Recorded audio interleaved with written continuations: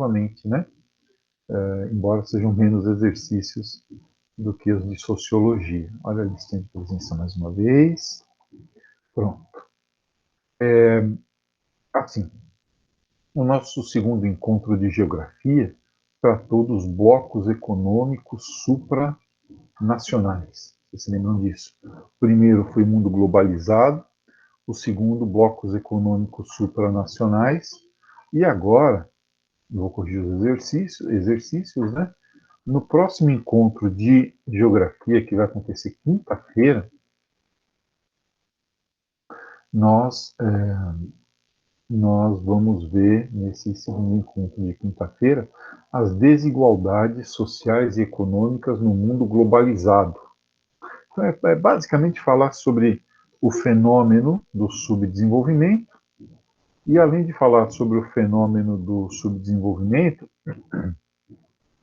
o que isso é medido ao longo do tempo. Então tem lá a teoria dos três mundos, né?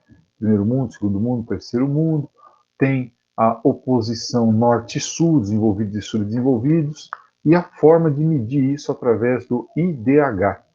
Né? Então o grande conceito geográfico novo dessa aula é um detalhamento de como é calculado o IDH, quais são os parâmetros, qual é a classificação dos países. Aí tem uma longa tabela na apostila, né, mostrando a qualificação ali dos países dentro do IDH. Vocês vão ver lá, o Brasil está ali, acho que 65, 66, né? E assim nós vamos falar um pouquinho sobre subdesenvolvimento, tá bom? Bem, é por aí então o nosso encontro da quinta-feira. Na sexta, nós temos um novo encontro de geografia, em que nós corrigimos os exercícios relativos à aula sobre desigualdade no mundo globalizado. Em história, o nosso processo é de recuar um pouquinho agora com a matéria, né? Chegou a hora de nós trabalharmos os conteúdos que nós não havíamos visto lá no caderno 4, tá? Do ano passado. Então, professor, eu joguei fora meu caderno 4. Não tem problema, é para não deixar de dar aula, para não perder o fio da meada, né? Então, hoje nós temos encontro de história, não? Não. Então, quando nós tivermos encontro de história, nós vamos ver, nós vamos ver no encontro de história, primeiro, o Congresso de Viena, depois a independência dos países da América Hispânica. Aí nós entramos de novo em processo de independência do Brasil para poder fazer o fio da meada com o primeiro reinado que nós já vimos e regências, e daí para frente ir tocando a nossa apostila de história. Outro aviso. Segunda, terça e quarta da semana que vem não haverá aula. Segunda, terça e quarta da semana que vem não haverá aula. A Prefeitura de Ribeirão Pires manteve o carnaval, né? Manteve aí os feriados do carnaval, tá? Como tradicionalmente acontece. Então, segunda, terça e quarta da semana que vem não haverá aula. Professor, na quinta volta presencial, não sei, né? Vocês serão avisados ao longo da semana, dessa semana, ou nos grupos ao longo do carnaval, enfim, será amplamente avisado se vai haver volta presencial ou não no dia 18, conforme prevê o decreto da Prefeitura de Ribeirão Pires, tá bom? Então, essas são as informações básicas aí. Outra coisa, vocês já pegaram um horário novo, né? Alguém pode me responder no chat ou no O microfone? Ronaldo mandou no grupo. Então tá bom. Fico feliz com isso. Fico feliz. Então vocês já estão sabendo, esse horário provavelmente será o definitivo, joia. Bom, vamos à nossa aula então, corrigir os exercícios sobre blocos econômicos supranacionais, sempre aproveitando a correção para fazer novas considerações, né? Comentários, coisas que a gente esqueceu de falar lá na hora H ou não focou durante a aula, aparece aqui nos exercícios. Vamos lá. Página 336, começando aqui, ó. Após a Segunda Guerra Mundial, vamos ver, após a Segunda Guerra Mundial, além de se formarem grandes blocos, como, por exemplo, a União Europeia, o NAFTA, o Mercosul, tudo depois da guerra, né? Diversos países se reuniram em organizações geopolíticas e econômicas, constituindo blocos econômicos regionais de diversos tipos. E aí ele tem aqui 3 tipos diferentes, ó. A União Aduaneira, a Zona de Livre Comércio e o Mercado Comum. Eu até deixei aqui o comentário para a gente olhar junto, ó. Zona de Livre Comércio, tá? Gradativa liberação do fluxo de mercadorias e de capitais entre países do bloco, né? Então, nós temos esse tipo. Depois, União Aduaneira, estágio transitório entre a zona de livre comércio e o mercado comum, que é aquele. Aqui, ó, tá aqui, tá escrito aqui, ó, a chamada TEC, né? Tarifa Externa Comum. Então, você cobra a mesma quantidade de impostos, certo? Entre todos os integrantes do grupo para trazer mercadorias de fora do bloco. E, finalmente, mercado comum, que é o que tem na Europa, né? Além de apresentar as características aqui de cima, tem a livre circulação de pessoas e padronização de diversos tipos de legislação. E depois ainda teria a união monetária, né? Que é a circulação de uma mesma moeda, como é o caso do euro. Bem, circulação, aqui, circulação de bens com taxas alfandegárias reduzidas ou eliminadas, tá? Então, essa transição aqui, ó, é o número 2, né? Tá? É a zona de livre comércio. É o início, né? É o início. Então, vamos fazer comércio, vamos testar primeiro em algumas cidades fronteiristas, como Ciudad del Este, né, como Foz do Iguaçu aqui no Brasil, como Iguaçu lá na Argentina, Paso de los Libres, Uruguaiana, enfim. Depois, pô, deu certo, foi legal pra caramba, cara. Então, vamos padronizar tudo, né? Olha aqui, ó, é o 3, a União Aduaneira. Tá vendo? União Aduaneira.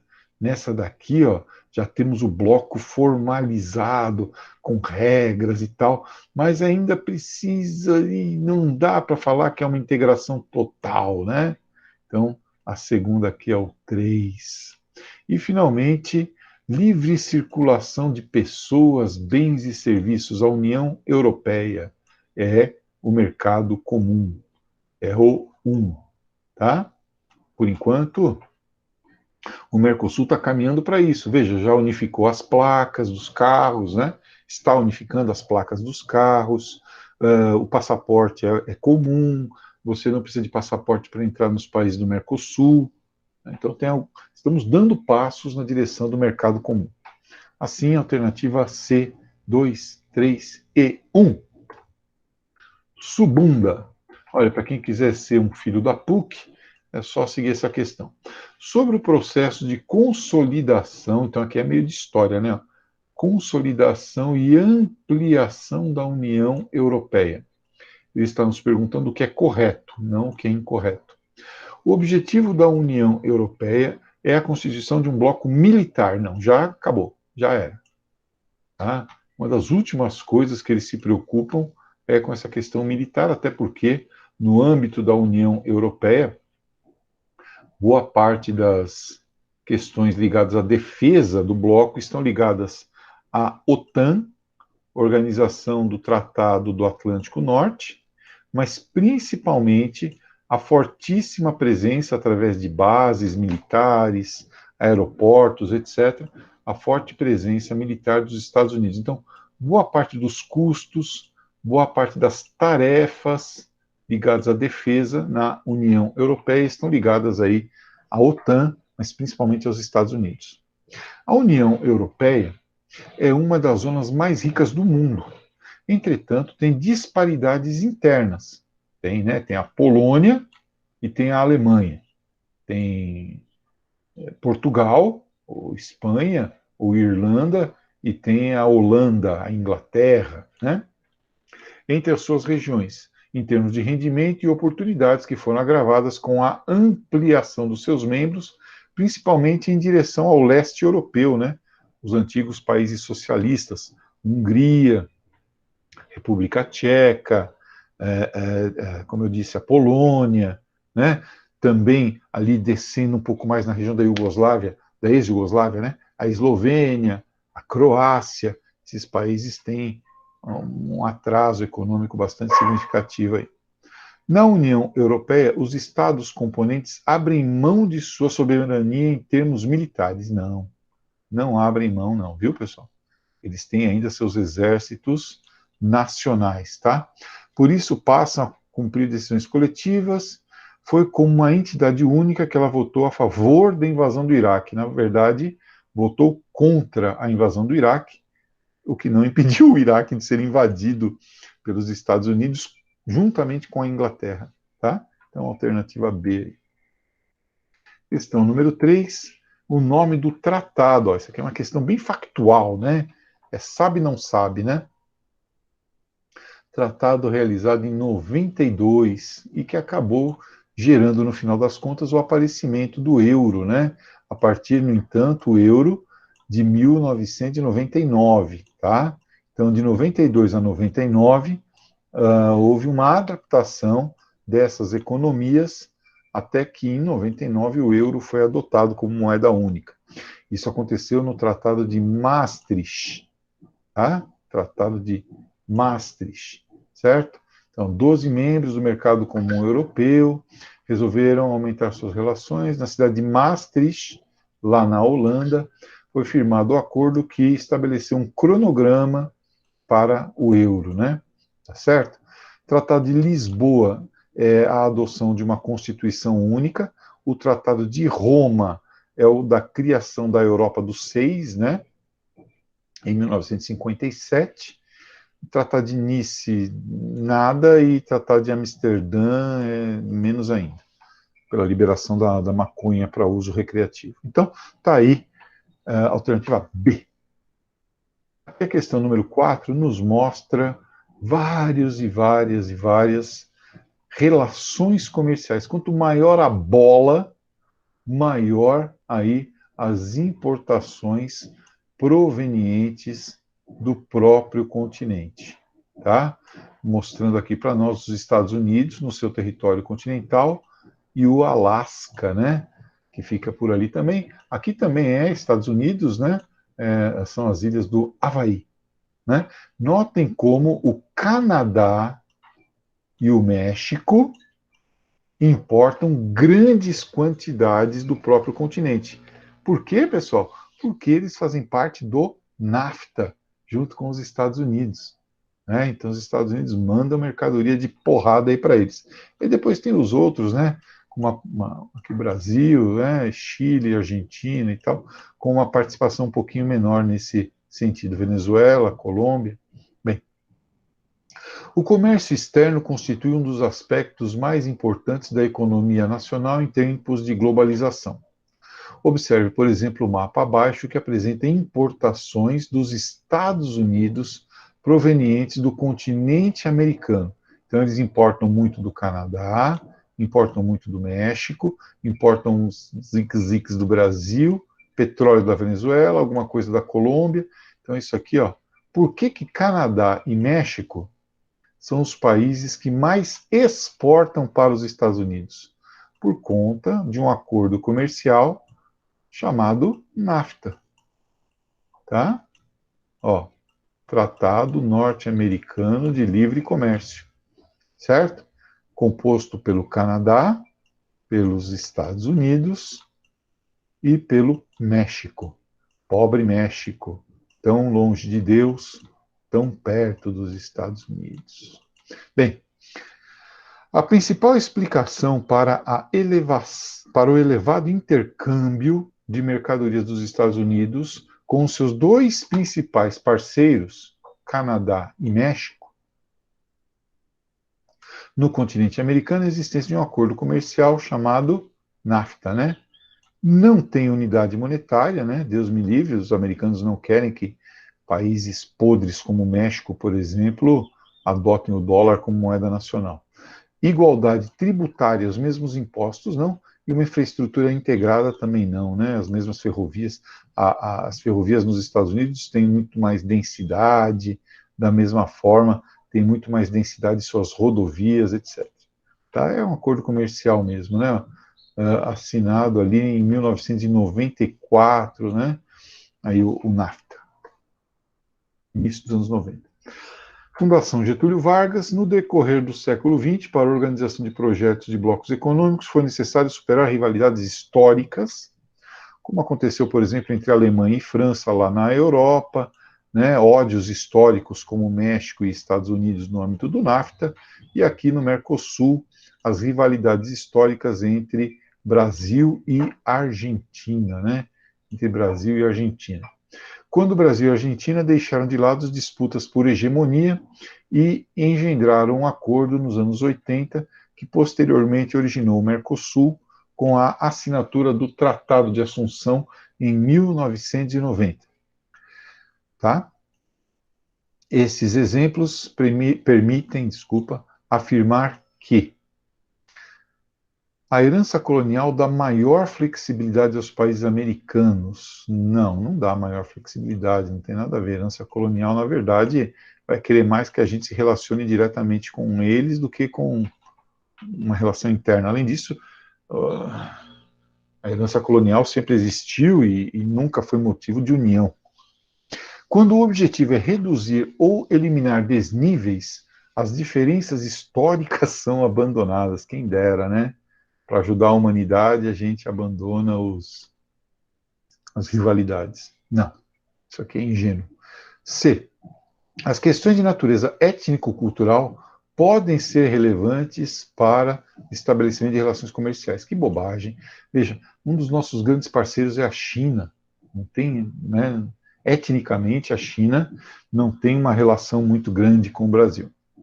No contexto da globalização, as relações entre os estados são modificadas. Então, você, para garantir competitividade, mercado, escala, vantagens comparativas, né, qualidade dos seus produtos, etc., você decide abandonar rivalidades históricas, né? E aí as economias nacionais seguem isso. As questões geopolíticas são entraves quando países estabelecem relações multilaterais. Não, né? As questões geopolíticas, elas não podem ser entraves, tá? Elas não se tornam. Elas deixam de ser entraves quando países decidem multilateralmente negociar, quer dizer, os dois países têm o que oferecer e o que receber. Questão número 6. Uma das características geopolíticas e econômicas do mundo atual é a existência de um grande número de associações regionais de países, a exemplo da União Europeia e do Mercosul. Caracteriza esses dois blocos. União Europeia, então aqui é mais uma de procurar na apostila, né? União Europeia, eu falo europeia, né? Europeia e Mercosul. Caracteriza esses dois blocos, evidenciando as diferenças. Bom, a União Europeia é um bloco de países desenvolvidos que já avançou até o ponto da união monetária. O Mercosul é um bloco de países subdesenvolvidos que está tentando passar da etapa de união alfandegária, né, o pacto aduaneiro, para mercado comum. Tá? E aí tem detalhes, né? União Europeia, vamos lá. União Europeia. Mais de 20 países, elevado grau de integração, tá? Tem lá um parlamento comum, parlamento europeu, com sede em Bruxelas, né? Uma moeda comum, e estão tentando avançar sobre questões, inclusive, de soberania, de coisas assim, né? De uma mesma Constituição, tá? O Mercosul é uma união aduaneira, não é um mercado comum ainda, né? Tá? Os estados têm uma tarifa externa comum e é basicamente composto por países pobres: Brasil, Paraguai, Uruguai, Argentina e Venezuela. Muito bem. Então, esses eram os exercícios da aula número 2 e 3. No nosso próximo encontro, nós vamos ver aí as desigualdades econômicas e sociais no mundo globalizado. Vamos falar sobre o fenômeno do subdesenvolvimento, tá bom? Até amanhã. Muito obrigado pelas aulas de hoje e fique com Deus. Tchau, Até pessoal. amanhã, professor. Tchauzinho, gente. Até amanhã.